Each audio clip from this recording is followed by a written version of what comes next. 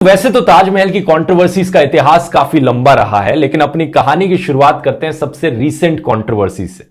हाल ही में तब शुरू हुई जब खबर में आया कि बीजेपी पॉलिटिशियन राजनीश सिंह ने इलाहाबाद हाईकोर्ट में पिटीशन फाइल करी कि ताजमहल के 22 बंद कमरों को खुलवा दिया जाए। ये चाहते थे कि एएसआई यानी आर्कियोलॉजिकल सर्वे ऑफ इंडिया एक स्पेशल कमिटी बनाए जो इन 22 बंद कमरों के पीछे झांक कर देखेगी और ढूंढने की कोशिश करेगी कि कहीं ना कहीं कोई हिंदू भगवानों की मूर्तियां तो नहीं है यहां पर। इस पिटीशन में कहा गया कि ऐसे क्लेम्स किए जाते हैं कि ताजमहल एक्चुअली में एक शिव मंदिर है तेजो महाल्या नाम से, और कोर्ट का यह फर्ज बनता है कि इन बंद कमरों को खुलवा दिया जाए अंडर फ्रीडम ऑफ इंफॉर्मेशन। लेकिन कोर्ट ने इस पिटीशन को डिसमिस कर दिया। जजेस के बेंच ने कहा कि इस तरीके की पिटीशंस फाइल करके पीआईएल सिस्टम का मजाक बनाया जा रहा है। कोर्ट ने सवाल उठाया कि किस बेसिस पर पिटीशन फाइल करी गई है, क्या यहां पर कोई लीगल या कॉन्स्टिट्यूशनल राइट्स को इन्फ्रिंज किया जा रहा है? अगर नहीं तो क्यों पिटीशन फाइल करी? हिस्टोरिकल रिसर्च करना हिस्टोरियंस का काम है और उसके लिए प्रॉपर मेथोडोलॉजी फॉलो की जानी चाहिए। लेकिन अगर आपको लग रहा है दोस्तों पिटीशन डिसमिस होने के बाद ये राज ही रह जाएगा, तो चिंता मत कीजिए। इस वीडियो में सच जरूर बताऊंगा इस राज के पीछे क्या है। असल में बात क्या है दोस्तों मैं हूं गजल और आपका वेलकम है हमारे YouTube चैनल गजल नाथ में। और आज मैं आपके लिए, जैसे कि पहले मैंने ताजमहल के बारे में आपको बताया, हम लोग ताजमहल विजिट भी किए वीडियो के थ्रू। तो अभी तक हमने ताजमहल के बारे में सिर्फ वो जाना है जो एक्चुअल में हमें दिखता है, लेकिन इसकी हिस्ट्री क्या है, क्या शाहजहां और जो मुमताज थी वो एक्चुअल में वही थे या उनका कुछ और भी नाम था, या हिस्ट्री में हम इनके ये जानेंगे कि क्या वो मुस्लिम थे या किसी और धर्म से बिलोंग रखते थे, क्या वो सच में इस ताजमहल की तामीर की, उसे बनवाया या किसी और ने ये बनवाया और उन्होंने खरीदा। तो ऐसा कुछ हम इस वीडियो में देखने वाले हैं जो कि बहुत ही दिलचस्प है, बहुत ही रोमांचक होने वाली है ये वीडियो। और ताजमहल 8वें अजूबे में से कितने नंबर पे आता है, ये सारी जानकारी हमें इस वीडियो में मिलने वाली है। तो आप मेरे साथ जरूर बने रहें और वीडियो को पूरा जरूर देखें। तो चलिए ताजमहल की हिस्ट्री देखते हैं और हम शाहजहां और मुमताज के बारे में भी इसमें डीपली से जानते हैं। और ताजमहल को किसने और कब तक और क्या ऐसा भी कहा जाता है हिस्ट्री में कि जब ताजमहल बनने के बाद शाहजहां ने उन मजदूरों के हाथ कटवा दिए थे ताकि वो दोबारा से ऐसी इमारत का इजाद ना कर सकें। तो क्या ये सही है? चलिए इस वीडियो से हम सारी जानकारी लेने वाले हैं, क्योंकि ये जाहिर सी बात है 8वें अजूबे में से एक है, तो कौन सा अजूबा है ये? तो चलिए इस वीडियो में तो जरूर कुछ खास होना है, तो वीडियो देखते हैं और जरूर इसकी नॉलेज आप रखें।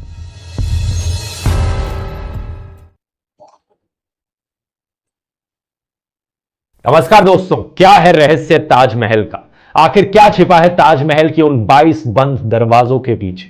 कुछ लोगों का कहना है कि उनके पीछे हिंदू भगवानों की मूर्तियां हैं। दूसरी तरफ कुछ लोग कहते हैं कि उनके पीछे आपको मिलेंगे अच्छे दिन। पहले दरवाजे के पीछे सस्ता पेट्रोल डीजल, दूसरे दरवाजे के पीछे एम्प्लॉयमेंट अपॉर्चुनिटी।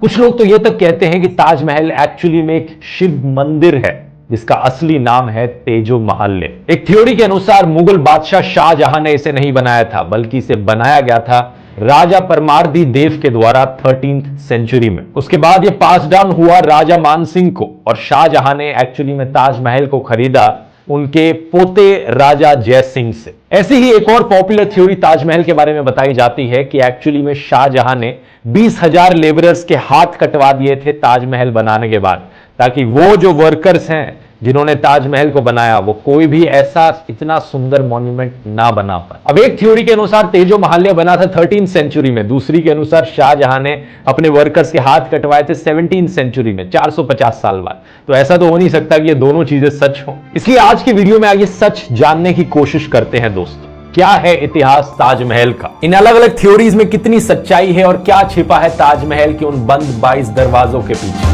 दुनिया का 7वां अजूबा, प्यार की निशानी। कहा जाता है कि इतिहास तथ्यों पर आधारित होता है, ना कि भावनाओं पर। कैसा इतिहास, कहाँ का इतिहास, कौन सा इतिहास? याचिकाकर्ता की मांग है कि ताजमहल में मौजूद 20 बंद कमरों को खोला जाए। And the judges have slammed the Taj Mahal petitioner. दोस्तों, ताजमहल की असली और एक्चुअल हिस्ट्री समझते हैं। पहले शाहजहां और मुमताज क्या थे इनके असली नाम। शाहजहां का जन्म हुआ था 5 जनवरी 1592 को। इनका असली नाम था खुर्राम। शाहजहां जो रॉयल नाम था इनका, ये बाद में ही दिया गया इन्हें। इसका मतलब होता है king of the world, Shahjahan. इनके फादर थे जहांगीर और इनकी मदर थी जगत गोसेन, जो कि जहांगीर की चीफ क्वीन थी। दूसरी तरफ मुमताज महल का जन्म हुआ था साल 1593 में। मुमताज महल भी जो नाम था वो एक्चुअली में इनकी शादी के बाद ही दिया गया था इन्हें। इनका असली नाम था अर्जुमंद बानो बेगम। तो खुर्राम और मुमताज की एंगेजमेंट हुई थी साल 1607 में और फाइनली शादी हुई साल 1612 में। शाहजहां की और भी बीवियां थी, जैसे कि कंदाहरी महल और अकबराबादी महल, लेकिन कोर्ट हिस्टोरियंस के अकॉर्डिंग एक्चुअली में ये जो मैरिजेस थी ये पॉलिटिकल अलायंसेस के तौर पर हुई थी। बहुत से अलग अलग हिस्टोरिकल अकाउंट्स हमें बताते हैं कि शाहजहां की जो रिलेशनशिप थी बाकी और बीवियों के साथ, वो सिर्फ एक कहने के लिए मैरिज थी, पॉलिटिकल अलायंसेस बनाए रखने के लिए शादियां करी गई थी। एक्चुअली में शाहजहां के अंदर जो डीप अफेक्शन थी, जो उनके अंदर प्यार था, वो मुमताज के लिए कहीं ज्यादा था उनकी और बीवियों के कंपैरिजन में। यही रीजन था कि उन्हें और फेवर्स दिए गए, जैसे कि मलिका-ए-जहां यानी क्वीन ऑफ द वर्ल्ड। उनका जो पैलेस था, खास महल, कहा जाता है कि उसे प्योर गोल्ड और प्रेशियस स्टोन से डेकोरेट किया जाता था। हिस्टोरिकल रिकॉर्ड्स के अकॉर्डिंग मुमताज का काफी इंटरेस्ट था एडमिनिस्ट्रेशन में भी। तो शाहजहां जहां भी जाते थे डिप्लोमेटिक नेगोशिएशंस के लिए या कभी लड़ाई के लिए, मुमताज हमेशा उनके साथ जाती थी। एक तरफ जहां शाहजहां का एग्जैक्टली एक बच्चा हुआ, उनकी बाकी सारी बीवियों के साथ, मुमताज महल के साथ उनके 14 बच्चे हुए। आधे बच्चे तो चाइल्ड बर्थ के दौरान ही मारे गए। ये चीज आम बात होती थी उन जमानों में, हेल्थ केयर सिस्टम इतना अच्छा नहीं होता था। अनफॉर्चुनेटली मुमताज की डेथ हो गई जब वो अपने 14वें बच्चे को जन्म देने लग रही थी। ये बात है एग्जैक्टली 17 जून 1631 की। कहा जाता है कि एक्चुअली में कॉज ऑफ डेथ थी postpartum haemorrhage, loss of blood. उनकी डेथ के बाद शाहजहां एक्चुअली में भारी गम में डूब गए।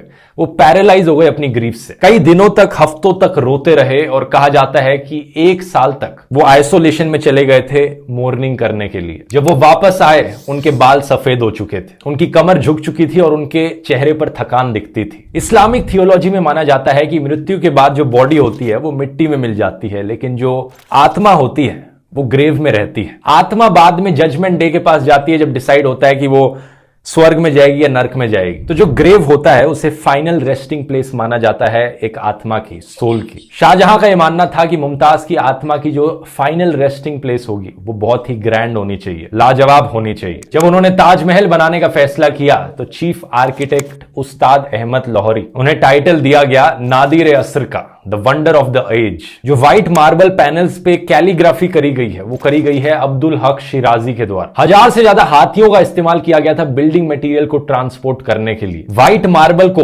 राजस्थान से लाया गया, जैस्पर को पंजाब से, जेड और क्रिस्टल को चाइना से, टर्कोइस को तिब्बत से, सफायर को श्रीलंका से और कार्नेलियन को अरेबिया से। ताजमहल के अंदर जो इतनी अलग अलग चीजें हैं, मटेरियल्स हैं, दुनिया के कोनों कोनों से आए हैं। टोटल में ताजमहल को बनाने में 22 साल का समय लगा इसकी कंस्ट्रक्शन और डेकोरेशन में। अप्रोक्सीमेटली 22,000 मजदूरों ने इस पर हर दिन काम किया इन 22 सालों तक। दोस्तों, वैसे तो ताजमहल की कंट्रोवर्सीज का इतिहास काफी लंबा रहा है, लेकिन अपनी कहानी की शुरुआत करते हैं सबसे रीसेंट कंट्रोवर्सी से। हाल ही में तब शुरू हुई जब खबर में आया कि बीजेपी पॉलिटिशियन राजनीश सिंह ने इलाहाबाद हाईकोर्ट में पिटीशन फाइल करी कि ताजमहल के 22 बंद कमरों को खुलवा दिया जाए। ये चाहते थे कि एएसआई यानी आर्कियोलॉजिकल सर्वे ऑफ इंडिया एक स्पेशल कमिटी बनाए जो इन 22 बंद कमरों के पीछे झांक कर देखेगी और ढूंढने की कोशिश करेगी कि कहीं ना कहीं कोई हिंदू भगवानों की मूर्तियां तो नहीं है यहां पर। इस पिटीशन में कहा गया कि ऐसे क्लेम्स किए जाते हैं कि ताजमहल एक्चुअली में एक शिव मंदिर है तेजो महाल्या नाम से, और कोर्ट का यह फर्ज बनता है कि इन बंद कमरों को खुलवा दिया जाए अंडर फ्रीडम ऑफ इंफॉर्मेशन। लेकिन कोर्ट ने इस पिटीशन को डिसमिस कर दिया। जजेस के बेंच ने कहा कि इस तरीके की पिटीशंस फाइल करके पीआईएल सिस्टम का मजाक बनाया जा रहा है। कोर्ट ने सवाल उठाया कि किस बेसिस पर पिटीशन फाइल करी गई है, क्या यहां पर कोई लीगल या कॉन्स्टिट्यूशनल राइट्स को इन्फ्रिंज किया जा रहा है? अगर नहीं तो क्यों पिटीशन फाइल करी? हिस्टोरिकल रिसर्च करना हिस्टोरियंस का काम है और उसके लिए प्रॉपर मेथोडोलॉजी फॉलो की जानी चाहिए। लेकिन अगर आपको लग रहा है दोस्तों पिटीशन डिसमिस होने के बाद ये राज ही रह जाएगा, तो चिंता मत कीजिए। इस वीडियो में सच जरूर बताऊंगा इस राज के पीछे क्या है। असल में बात क्या है दोस्तों, एएसआई के सोर्सेज ने ऑलरेडी इंडियन एक्सप्रेस को बता दिया है ये जो 22 रूम्स हैं ये एक्चुअली में रूम्स नहीं है, बल्कि ये एक लंबा सा कॉरिडोर है जिस पर दरवाजे लगाए गए हैं। और ये बंद दरवाजे कोई ऐसे बंद दरवाजे नहीं है कि इन्हें सदियों से कभी भी ना खोला गया हो।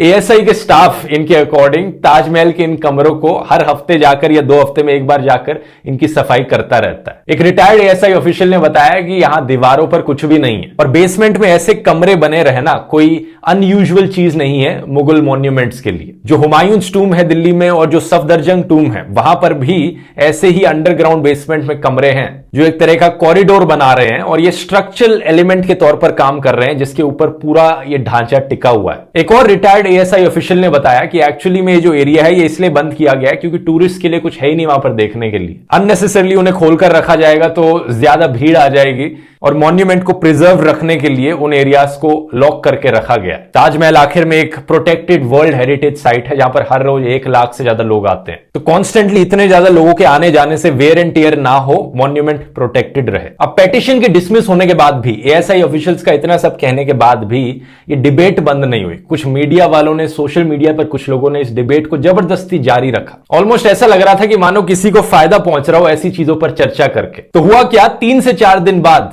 आर्कियोलॉजिकल सर्वे ऑफ इंडिया ने इस पूरी डिबेट को हमेशा के लिए खत्म करने के लिए उन्होंने पिक्चर्स ही रिलीज कर दी। इन बंद कमरों के अंदर की फोटोज पब्लिकली दिखा दी सबको। ये देख लो, इनमें रिस्टोरेशन वर्क चलने लग रहा है और इन कमरों के अंदर का नजारा कुछ ऐसा दिखता है। आगरा के एएसआई चीफ आर.के. पटेल ने इंडिया टुडे को बताया कि ये पिक्चर्स अब एएसआई की वेबसाइट पर लाइव आपको मिल जाएंगी। ये उनके न्यूज़लेटर का हिस्सा थी और कोई भी इन पिक्चर्स को देख सकता है उनकी वेबसाइट पर जाकर। इन फोटोज में एक चीज जरूर ध्यान देने वाली है कि एएसआई का स्टाफ कितनी मेहनत से काम करने लग रहा है हमारे मॉन्यूमेंट्स को कंजर्व करने में। यहां पर आप बिफोर एंड आफ्टर पिक्चर्स देख सकते हैं इनके रिस्टोरेशन वर्क से पहले और बाद में। ये सिर्फ इन्हीं लोगों की वजह से है कि हमारे हिस्टोरिकल जेम्स इस तरीके से प्रिजर्व रह पाते हैं। अब ये पहली बार नहीं है दोस्तों कि ऐसा कोई क्लेम किया गया हो। इससे पहले भी ऐसी कई सिमिलर पिटीशंस फाइल करी जा चुकी है। जैसे कि अप्रैल 2015 में आगरा कोर्ट में एक सिमिलर सूट फाइल किया गया था 6 लॉयर्स के द्वारा जो क्लेम करते थे कि ताजमहल एक्चुअली में एक शिव मंदिर है। उन्होंने कोर्ट से परमिशन मांगी कि हिंदुओं को वहां पर वर्शिप करने की आजादी दी जाए। अपनी प्ली में लॉयर हरिशंकर जैन और उनके कोलीग्स ने कहा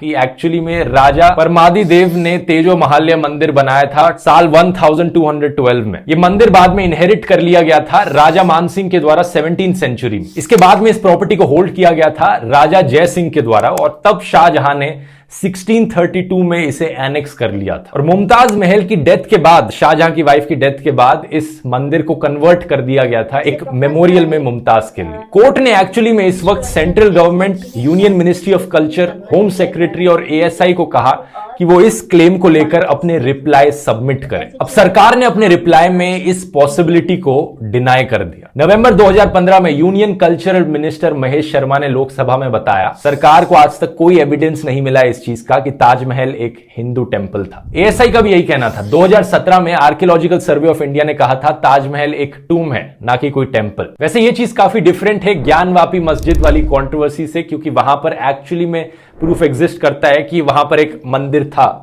लेकिन उस कंट्रोवर्सी कभी और किसी वीडियो में डिस्कस कर लेंगे, लेकिन इस वीडियो में ताजमहल पर फोकस रखते हैं। और इन्होंने राजा जयसिंह वाली कहानी को भी क्लैरिफाई करके ये कहा कि जमीन उनसे छीनी नहीं गई थी, बल्कि उनसे ली गई थी एक्सचेंज में। इसके पीछे की हिस्ट्री बड़ी इंटरेस्टिंग है दोस्तों। 2017 में हिस्टोरियन राणा सफ़ी ने एक ब्लॉग लिखा था डेलीओ प्लेटफॉर्म पर। यह इंडिया टुडे ग्रुप का एक ब्लॉगिंग प्लेटफॉर्म है। इसमें इन्होंने बताया कि मुगलों को एक्चुअली में काफी शौक था हिस्ट्री का एक रिकॉर्ड रखने का। कई मुगल महाराजा तो खुद ही अपनी ऑटोबायोग्राफीज लिखते थे, अपनी डायरीज लिखते थे, जैसे कि जहांगीर ने जहांगीरनामा लिखी थी। इसके अलावा वो ऑफिशियल हिस्ट्री को कोर्ट हिस्टोरियंस के द्वारा भी लिखवाते थे। फॉर एग्जाम्पल अकबर के टाइम में अबुल फाजिल ने हिस्ट्री का रिकॉर्ड रखा था। इसके अलावा तीसरा और हिस्ट्री के अकाउंट्स होते थे जो और लोगों ने लिखे होते थे जो उस समय में रह रहे होते थे। इन्हें कंटेम्प्रेरी अकाउंट्स कहा जा सकता है। इन कंटेम्प्रेरी टेक्स्ट को W.A. बेगली और Z.A. देसाई ने अपनी किताब ताजमहल एन इल्यूमिनेटेड टूम में कंपाइल किया था। उस जमाने के इन अलग अलग सोर्सेस को अगर कंपाइल करके साथ में देखा जाए तो हमें ताजमहल की हिस्ट्री के बारे में बहुत डिटेल में पता चलता है। ताजमहल एक्चुअली में कैसे बना था, क्या होता था उस जमाने में, इन सबको बहुत ही अच्छी तरीके से डॉक्यूमेंट किया गया है। राजा जय सिंह के एक्चुअली में काफी फ्रेंडली रिलेशंस थे शाहजहां से। हमें पता चलता है कि राजा जयसिंह एक्चुअली में उसी जगह पर रहते थे जहां पर ताजमहल बना था। उस जगह को एक हवेली, एक खाना, एक मंजिल करके रेफर किया जाता है अलग अलग सोर्सेस के द्वारा। अलग अलग शब्द इस्तेमाल किए जाते हैं अलग अलग सोर्सेस के द्वारा, लेकिन इन सारे शब्दों का मतलब एक घर ही होता है। छोटा हो या बड़ा हो, घर था वहां पर राजा जयसिंह का। राजा जयसिंह एक्चुअली में अपनी जमीन को फ्री में डोनेट करना चाहते थे रानी की टूम बनाने के लिए। हिस्टोरियन ईरा मुख्तोय हमें बताती हैं कि इसके पीछे रीजन है कि जयपुर के जो रॉयल्स थे वो मुगलों के काफी करीब आ गए थे जब से अकबर ने शादी करी थी अंबेर की हरखा बाई के साथ। बॉलीवुड की फिल्मों को देखकर हमें लगता है कि अकबर की बीवी का नाम था जोधाबाई, जैसा जोधा अकबर पिक्चर में दिखाया गया था। पिक्चर अच्छी थी लेकिन इस मामले में हिस्टोरिकली इनएक्यूरेट थी। असल में जोधाबाई का मतलब होता है जोधपुर की लेडी, और एक्चुअली में जहांगीर थे जिन्होंने जोधपुर के रूलर राजा उदय सिंह की बेटी से शादी करी थी। उनकी बेटी का नाम था जगत गोसेन और ये शाहजहां की मम्मी थी। अब हुआ क्या था कि उस जमाने के एक ब्रिटिश ईस्ट इंडिया कंपनी के ऑफिसर थे लेफ्टिनेंट कर्नल जेम्स टॉड, जिन्होंने अपनी एक किताब लिखी थी annuls and antiquities of Rajasthan. उस किताब में उन्होंने गलती से मेंशन कर दिया था जोधाबाई को हरकाबाई की जगह पर, इसलिए तब से लोगों को लगने लगा कि एक्चुअली में जोधाबाई अकबर की बीवी थी। लेकिन अकबर की बीवी हरकाबाई थी और वो बुआ हुई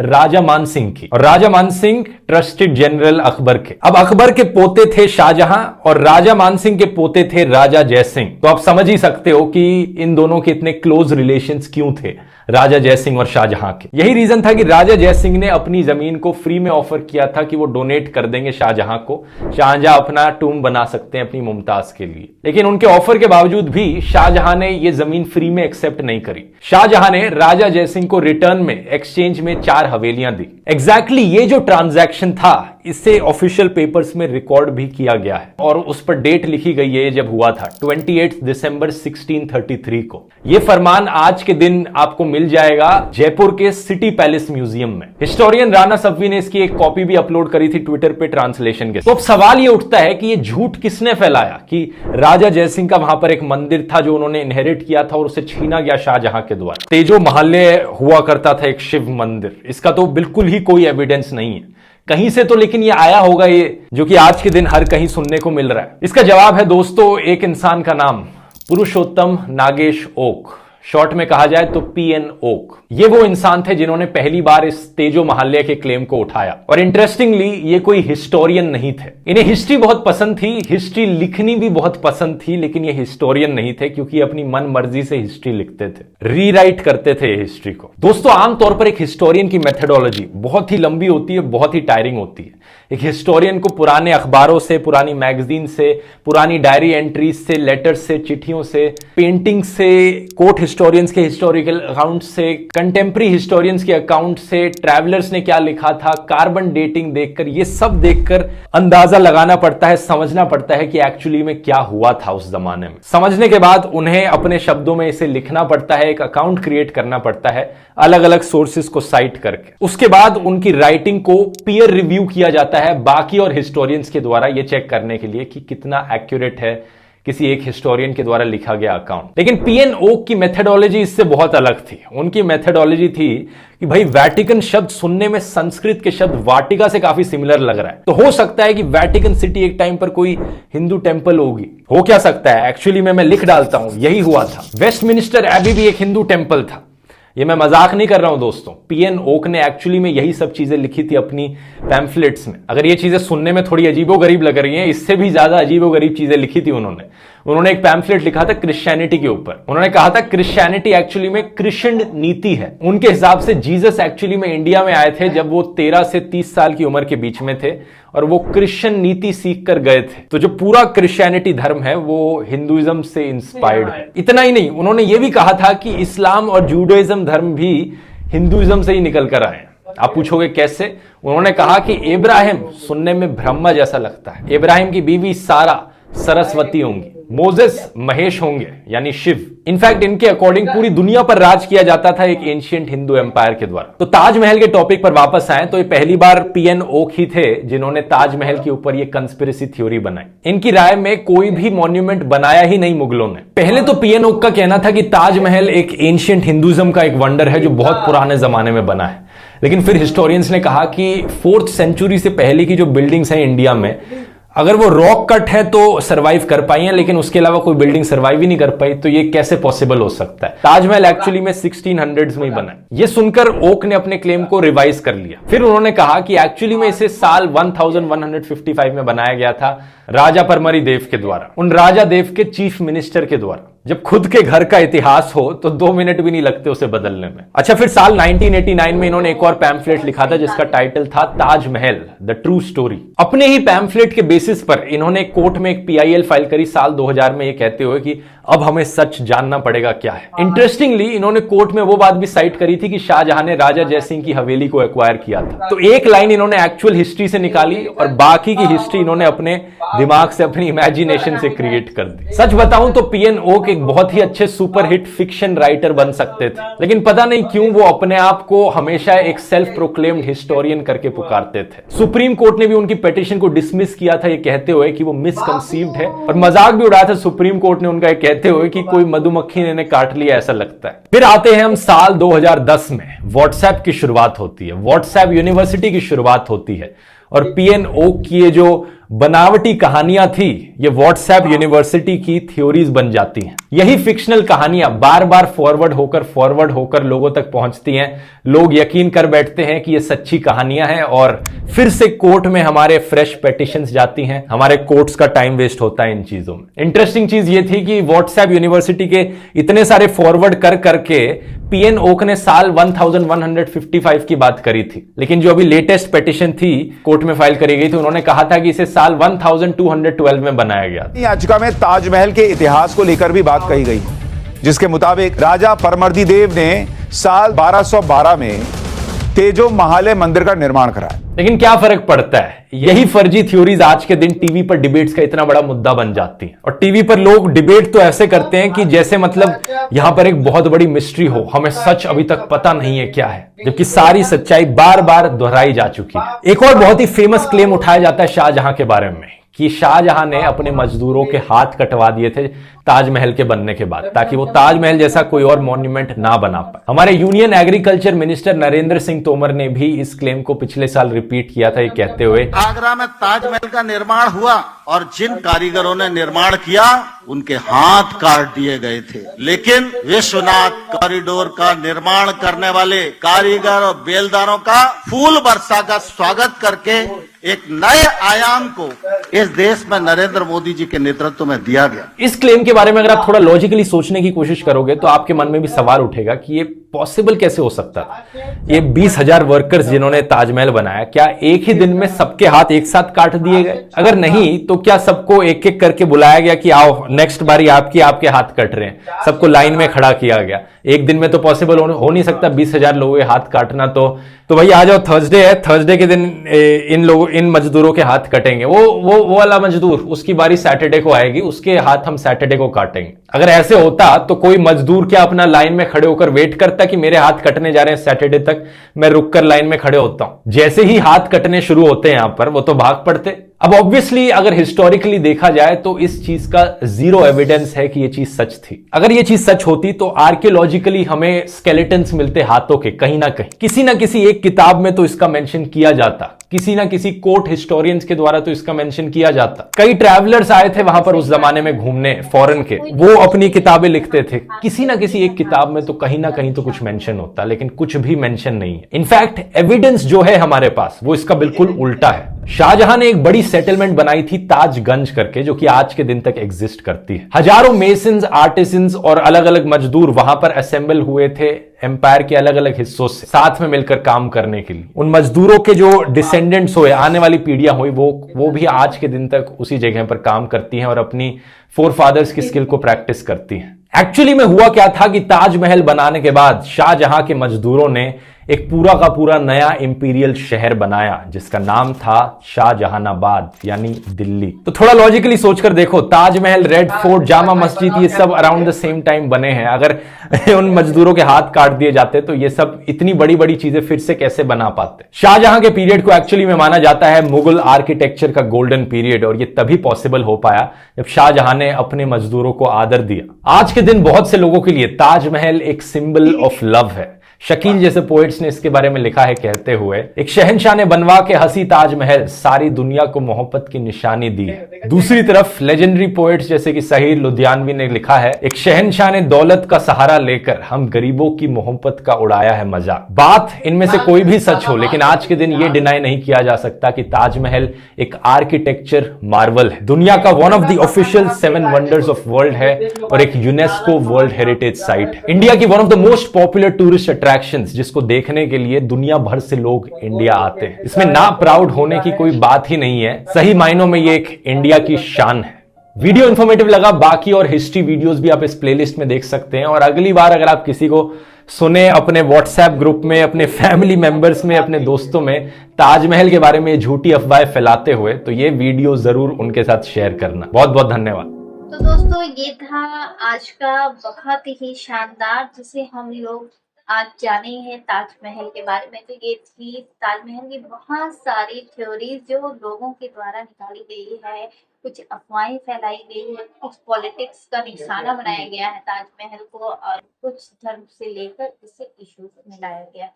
तो ये सारी चीजें ताजमहल के साथ हुई, और हर किसी को परेशानी झेलना होता। तो देखिए आजकल इमारतों को भी ऐसे परेशानियों का सामना करना पड़ रहा है, ये चीजें सामने आ जाती हैं और उन्हें लोगों द्वारा, कोर्ट के द्वारा उस चीज को डिक्लाइन किया जाता है, सबूत के तौर पर बताया जाता है कि नहीं ऐसी चीजें नहीं है। तो हर किसी पे मुसीबत आती है, और हमारे देखिए 7वें अजूबे पे भी ये चीजें सुनने को मिल रही है।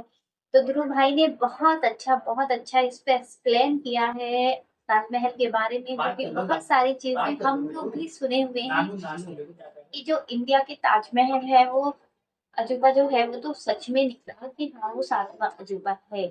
और जो 20,000 मजदूरों या लेबर्स की जो हाथ काटने की जो अफवाहें हैं, वो भी मैं बचपन में भी सुनी हूँ, और ऐसा माना गया था कि हाँ हाथ कटे हुए थे उस टाइम मजदूरों के। लेकिन आज इनकी वीडियो देखकर ये चीज बिल्कुल क्लियर हो गई है कि ऐसा कुछ नहीं था ताजमहल के साथ। ऐसे सही बात है, अगर उस टाइम ताजमहल के टाइम में 20,000 मजदूरों के हाथ कटे होते तो एक दिन में तो वो हाथ कटते नहीं। और उनके बाद भी कितनी सारी ऐसे हिस्टोरिकल प्लेस बनाए गए हैं जो बहुत ही शानदार तरीके से, बहुत ही इंडिया की शान है। ये सारी चीजें, ये सारे प्लेस इंडिया की शान है, और यहाँ बहुत दूर दूर से लोग टूरिस्ट आते हैं अदर कंट्रीज से।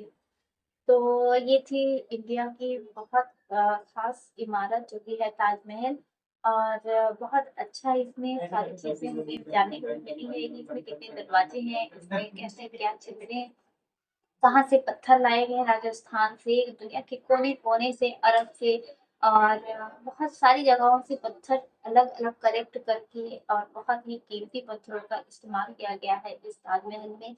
और हाथियों द्वारा उस टाइम तो आज के जैसे विकल्प है नहीं कि मतलब विंडो में यहाँ से वहाँ ट्रांसपोर्ट हो जाएंगे। ट्रांसपोर्ट जो होता था वो सारे जानवरों के थ्रू होता था। तो हजारों हाथियों के द्वारा ये सारे पत्थरों को मंगाया गया ये दुनिया के हर कोने से। तो ये सब बहुत अच्छा लगा मुझे जानकर। आज ताजमहल के बारे में इतनी सारी चीजें मैं नहीं जान रही थी। हाँ जान रही थी कि हाँ ताजमहल है और किसने बनवाया है, यहाँ में एक लव साइन है ये, और वाकई में ये बहुत अच्छा लगता है। प्यार का प्रतीक इसे कहा गया है, इससे निशानी बताई गई है मोहब्बत की। तो ये बहुत अच्छा लग रहा है जानकर। और आप सबको कैसा लगा वीडियो जरूर बताइएगा कमेंट में, क्योंकि मैंने जो इसके पहले वीडियो डाली थी वो थी सिर्फ ताजमहल के बारे में, उसकी खूबसूरती, उसकी खसूसियात, उसके स्थान की वो कहाँ पे है। और जो ध्रुव भाई की वीडियो है इसमें हम इसकी डिटेल जाने हैं आज की क्या ये चीजें हैं, और क्या पॉलिटिक्स में इनको लेकर चीजें चल रही है ताजमहल को लेकर। और बाकी भी जो हिस्टोरिकल मैन है वो क्या अपने थॉट बनाते हैं, जैसे कि पीके के बारे में इन्होंने बताया कि वो वाकई में उससे कुछ भी बना देते हैं। तो ऐसा मैंने भी उनके बारे में पहले भी सुना था, और आज ध्रुव भाई के बारे में थ्रू जानी हूँ कि हाँ ऐसी चीजें उनके अंदर है जो वो खुद से अपना माइंड सेट करके तैयार कर देते हैं। तो वीडियो यहीं तक है, आपको जरूर पसंद आएगी ताजमहल की हिस्ट्री जान के। और तब तक के लिए आप अपना बहुत सारा ख्याल रखिए। मैं जल्दी फिर मिलूंगी नेक्स्ट वीडियो के साथ। अल्लाह हाफिज।